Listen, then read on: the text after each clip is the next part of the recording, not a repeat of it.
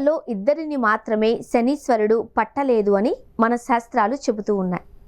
శనీశ్వరుని ప్రభావం విఘ్నేశ్వరుడు హనుమంతునిపై పడలేదు అని పురాణాలు పేర్కొంటున్నాయి. శ్రీరామాయణంలోని ఓ చిన్న కథ ద్వారా హనుమంతునిపై శనీశ్వర ప్రభావం లేదు అనే విషయాన్ని మనం తెలుసుకోవచ్చు. రామాయణం ఆధారంగా లంకలో రావణుని చెరలో ఉన్న సీతాదేవిని రక్షించేందుకు వీలుగా హనుమంతుడు సముద్రంలో ఓ మార్గాన్ని నిర్మించారు. ఈ మార్గం నిర్మించే సమయంలో శనీశ్వరుడు ఆ ప్రాంతానికి చేరుకున్నాడు. శనీశ్వరుడు సముద్ర మార్గాన్ని నిర్మించడంలో చేయూతనిచ్చేందుకే ఆ ప్రాంతానికి వచ్చారు అని అందరూ అనుకున్నారు.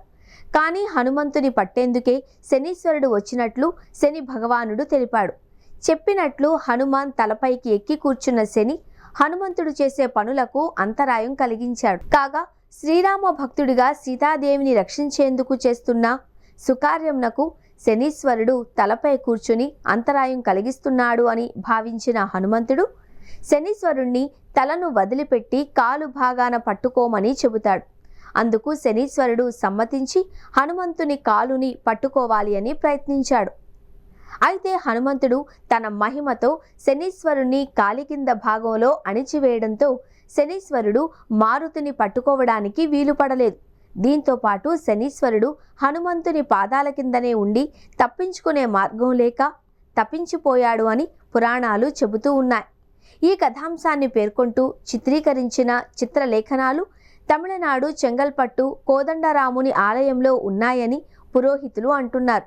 అందుచేత శనిగ్రహ ప్రభావం నుంచి తప్పించుకున్న హనుమంతుడిని పూజించే వారికి శనీశ్వరునిచే ఏర్పడే ఈతి బాధలు పూర్తిగా తొలగిపోతాయని పురోహితులు చెబుతున్నారు.